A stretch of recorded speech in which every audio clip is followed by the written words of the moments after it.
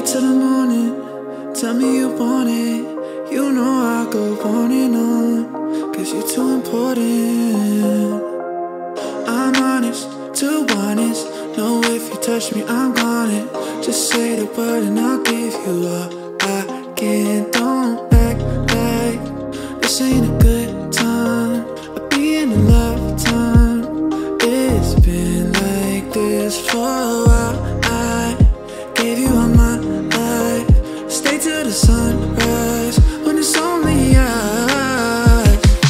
Oh, let's be for real. Now you're scared to fall in love, but I want you still.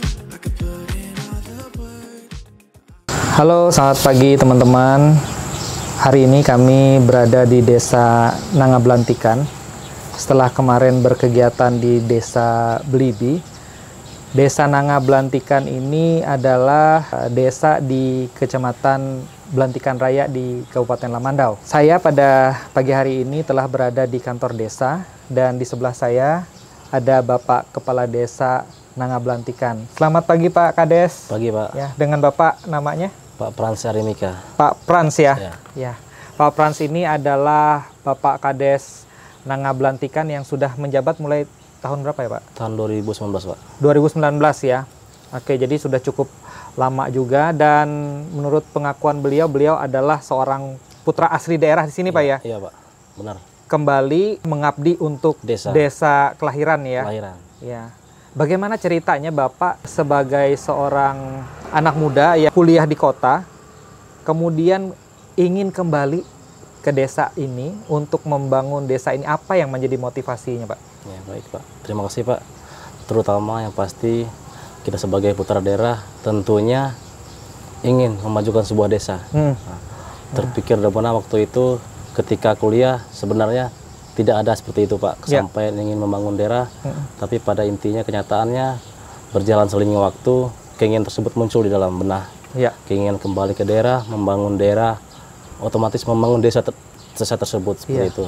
Ingin supaya desa tersebut lebih maju dan lebih berkembang seperti desa yang lain, seperti di Pulau Jawa seperti itu Pak. Bisa bersaing juga. Bisa bersaing Pak, seperti kemudian itu. Masyarakatnya lebih sejahtera. Seperti itu.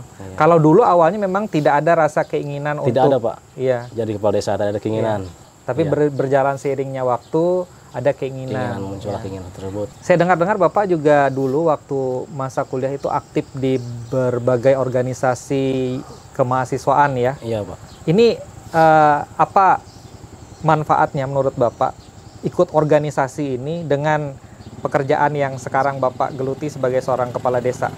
Ya baik, tentunya dulu Pak, pertama keberuntung kita, kenapa dulu kita untung ikut organisasi, pada akhirnya ketika kita sudah keluar dari mahasiswa, sudah lulus, ternyata pengalaman yang dulu kita dapat ketika itu hampir sama Pak, jadi terpenuhi semua lah seperti itu. Jadi nyambung, jadi ketika kita organisasi, apa yang dulu yang sudah kita dapat ternyata di masyarakat pun sudah tahu kita gitu. Seperti itu Pak. Sudah ada pengalaman pasti itu. Bapak juga sebagai seorang alumni UPR, di Universitas Palangkaraya. Ini contoh alumni yang sukses sebagai seorang alumni dan kemudian kembali ke desa membangun desa tempat kelahirannya. Bapak dulu di alumni di mana Pak? Saya dulu kuliah di Universitas Palangkaraya, Fakultas Ilmu Sosial dan Politik, jurusan Ilmu Pemerintahan. Masuk kuliah pada tahun 2010. Waktu itu kita masih pada awalnya masih numpang di Fakultas Ekonomi. Berseiringnya waktu, berjalannya waktu, tahun 2012 terbentuklah fakultas sendiri, yaitu Fakultas Ilmu Sosial dan Ilmu Politik. Dan situ ada 3 jurusan Ilmu Pemerintahan, Sosiologi, dan Administrasi Negara. Dan saya sendiri sekarang dulu kuliahnya di Ilmu Pemerintahan. Dan kerjanya sekarang di pemerintahan desa. Jadi nyambung Pak ya, sangat membantu. Di samping kuliahnya nyambung, kemudian juga pengalaman organisasi, kemudian juga Bapak di SMA-nya katanya ke arah akuntansi sehingga nyambung gitu ya, match ya. Karena kayaknya alam ini sudah mengatur Pak ya, bahwa Bapak nanti akan menjadi pimpinan di daerahnya sendiri. Ya bagi Pak teman-teman mungkin yang alumni FISIP ataupun mahasiswa yang sekolah di visit. Bahkan dosen-dosen yang visit ya, yang mungkin mengenal dengan Pak Kades, Pak Frans ini ya, semoga Anda bisa menyukai konten yang kita buat. Kemudian ketika Bapak berada di desa ini sebagai seorang kepala desa yang sudah hampir dari 2019 ya, sekitar 6 tahun ya. 6 tahun ya. Apa yang menjadi tantangan dan hambatan yang terbesar menurut Bapak ketika Bapak memimpin daerah Bapak ini? Ya baik. Terutama yang pasti Pak, ketika kita musyawarah Pak, penentuan pembangunan di desa. Tentunya saling menentukan satu sama lain.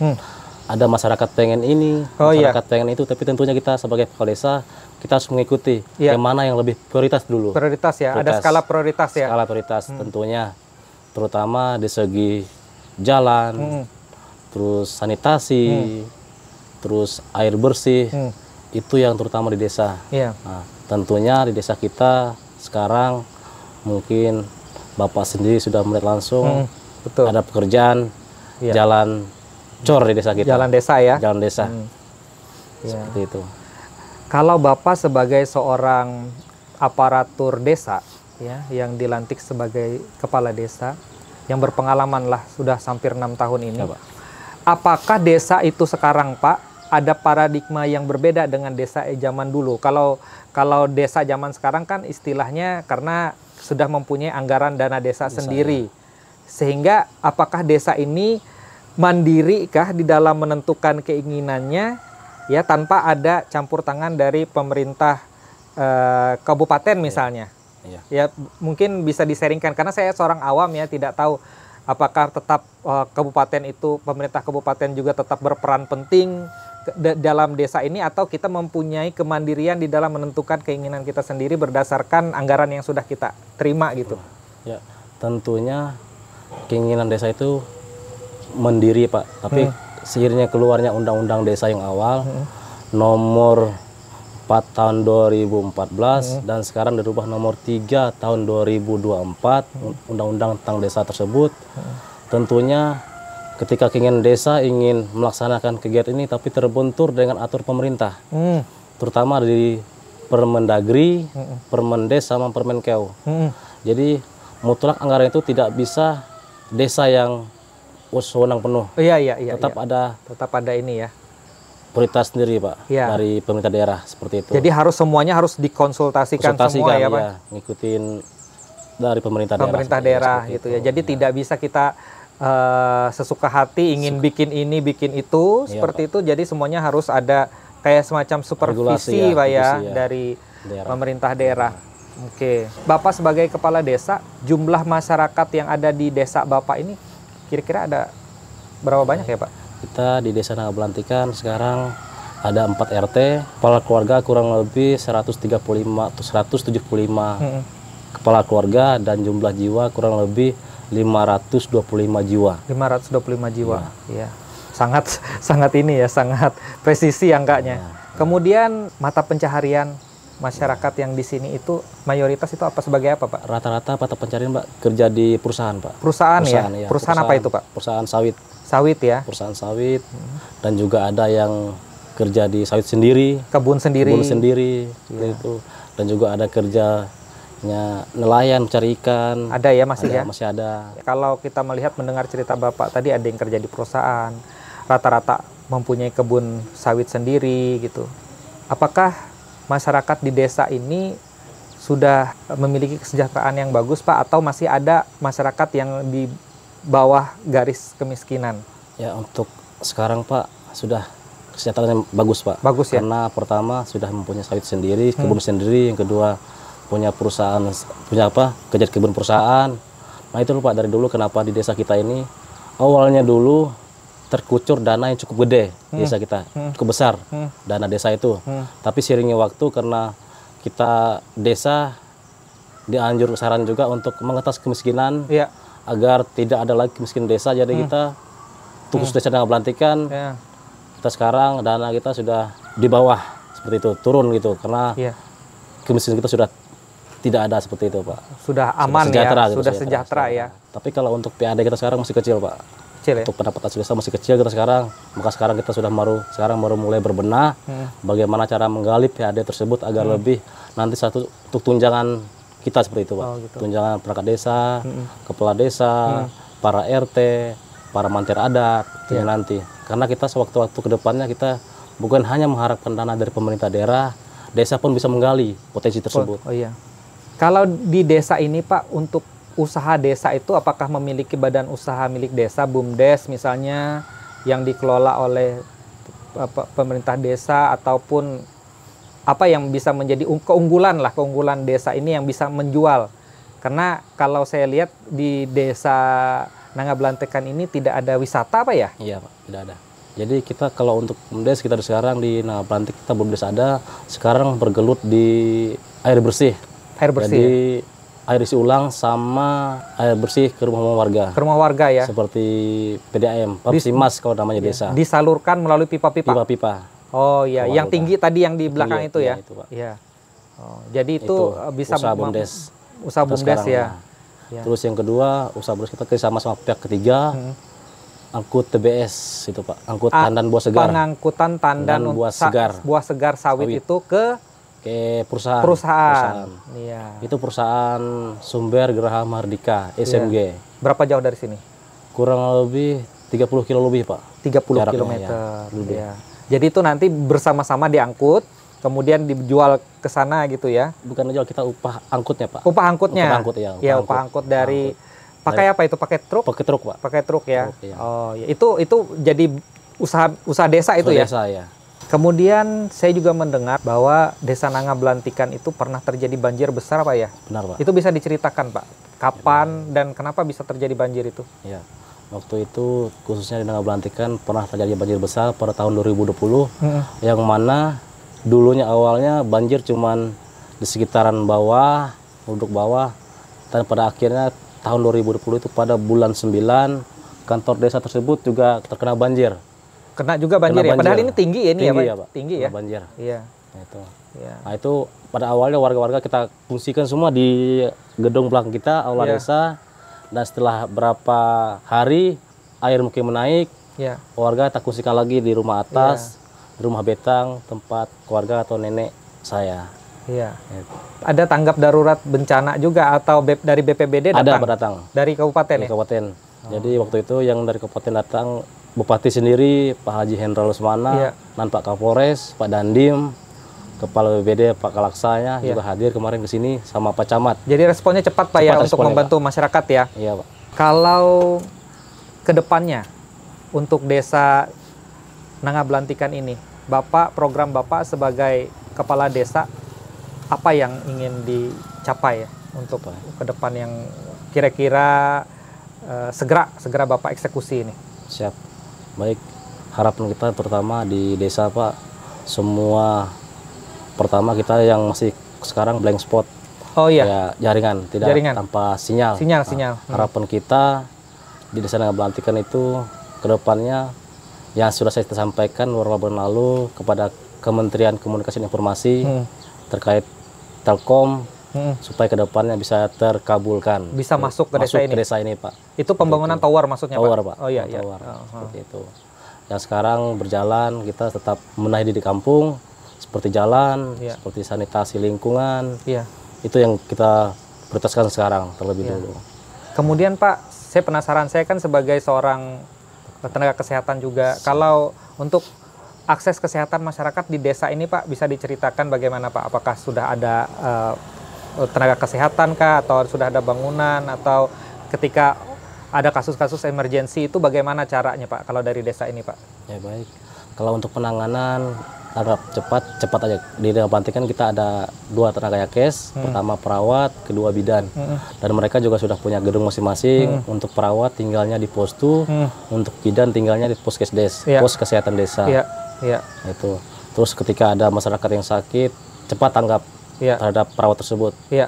Sambil menunggu lama langsung gercap, cepat langsung datang ke rumah warga, seperti itu. Kalau misalnya ada yang perlu dirujuk itu dari mana Pak? Dari puskesmas Bayat ya?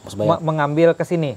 Ke sini Pak. Pakai ambulan gitu? Ya kita ajukan dulu ke Bayat, mereka baru ke sini. Baru ke sini. Jadi cepat aja ya ininya ya, tanggapnya ya. Harapan Bapak nanti sebagai seorang kepala desa juga terkait dengan pendidikan, Pak. Ya. Pendidikan ini di desa ini cuma sampai SMP, Pak, ya? SMP, SMA.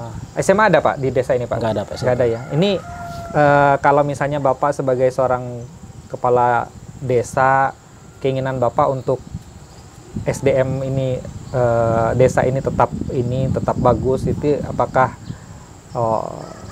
anak-anak di desa ini tetap harus sampai kuliah atau bagaimana, Pak? Ya, harapan kita terutama ke pemerintah daerah agar anak-anak kita yang keinginannya besar, ingin sekolah, harapannya jangan putus tengah jalan, Pak. Ya pastinya terutama yang lulus SMP, keinginannya pengen SMA, harapan kita dari Pemda bisa mensekolahkan, adakan paket C ataupun paket B. Iya. Agar anak-anak kita itu tidak hanya putus di SMP ataupun SMA, Iya. seperti itu, Pak. Iya. Nah, terutama juga terkhusus bagi kami yang sudah kepala desa dan perangkat desa, yang pengen kuliah lagi seperti saya, Iya. sekarang yang sudah S1 ingin melanjutkan S2, Iya.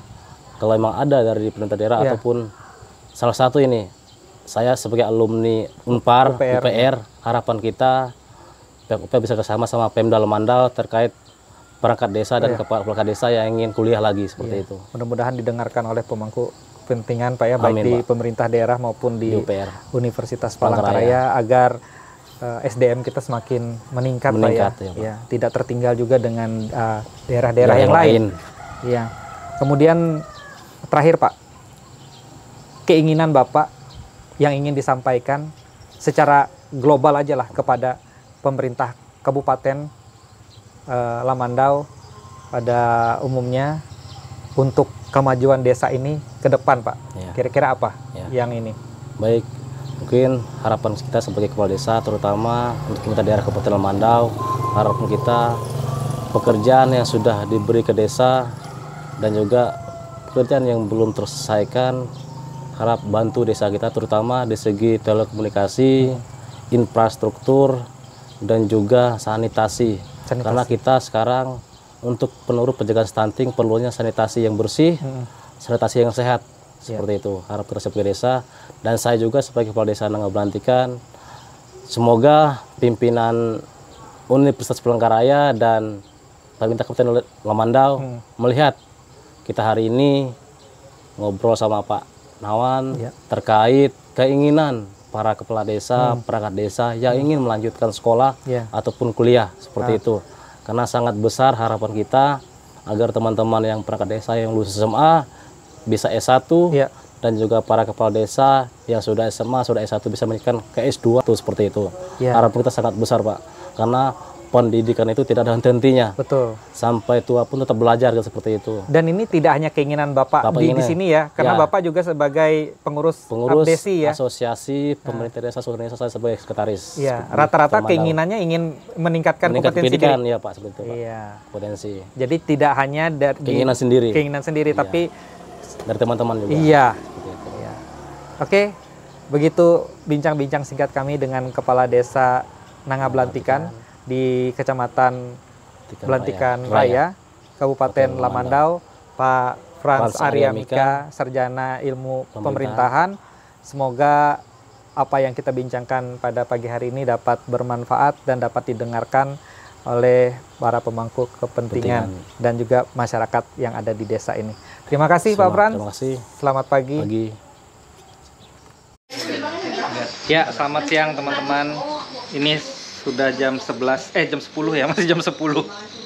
Kita sudah selesai kegiatan dan kita disuguhkan makanan gitu ya. Ini makan siang karena kita mau kembali. Ya. Ada Pak Kades, kemudian ada Ibu Kades, kemudian ada Ibu Guru, kemudian ada Henry, ada Bapak namanya siapa, Pak? Pak Prapto. Ada di situ.